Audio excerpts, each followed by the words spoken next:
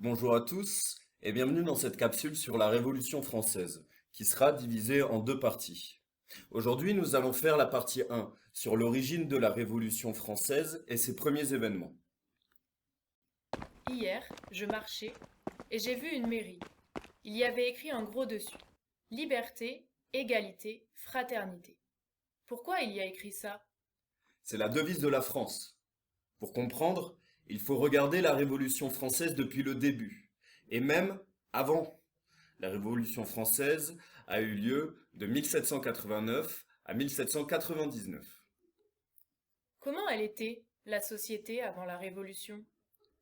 La société française était divisée en trois ordres: le clergé, la noblesse et le tiers-état. Ces trois ordres n'étaient pas égaux.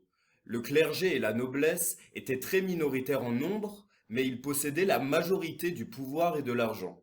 Le tiers-état, qui représentait la grande majorité du peuple français, les paysans, artisans et bourgeois, n'avait presque pas de droits et devait payer beaucoup d'impôts, ce qui poussa le peuple à se révolter. Et le roi, dans tout ça? Le roi Louis XVI, monté sur le trône en 1774, représente la monarchie absolue. C'est lui qui a le pouvoir. Soutenu par les ordres du clergé et de la noblesse, et il pouvait mettre en place toutes les lois et tout faire. Donc, le peuple s'est révolté car il n'avait plus d'argent? Oui, c'est ça. Le peuple manquait d'argent. La vie était difficile.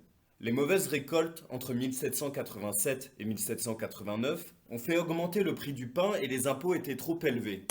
Et le peuple se sentait méprisé et injustement traité et contrôlé par les classes privilégiées. Le peuple français voulait changer ça, renverser la monarchie car elle était injuste.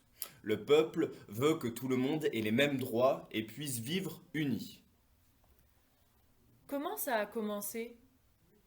En mai 1789, le roi Louis XVI convoque les États généraux à Versailles. Les États généraux, ce sont les trois ordres, pour discuter des problèmes du royaume. Louis XVI sent que la colère monte du côté du peuple et veut changer les choses. Il a bien deviné alors.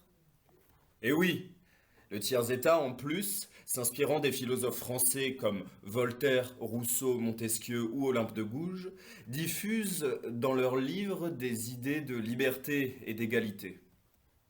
Qu'a fait le peuple ensuite? Le 17 juin 1789, la proclamation de l'Assemblée nationale. Le tiers-état se déclare Assemblée nationale, c'est-à-dire qu'il représente désormais tout le peuple français. Les députés veulent créer une constitution, un ensemble de lois fondamentales que le roi ne pourrait pas changer. On comprend alors que la révolution est en marche. Et ça a continué comment? Je suis impatiente de savoir. Le 14 juillet 1789, le peuple de Paris prend la Bastille, une prison où l'on enfermait les opposants au roi. C'est un événement symbolique et très fort. Il marque le réel début de la Révolution. Comment a réagi le pouvoir? Le 26 août 1789, Lafayette fait adopter la Déclaration des droits de l'homme et du citoyen, un texte fondamental pour la République française. Peu après, Olympe de Gouges rédige la Déclaration des droits de la femme et de la citoyenne.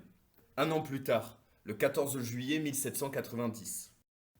Mais alors, quelle est la signification de la fête de la Fédération?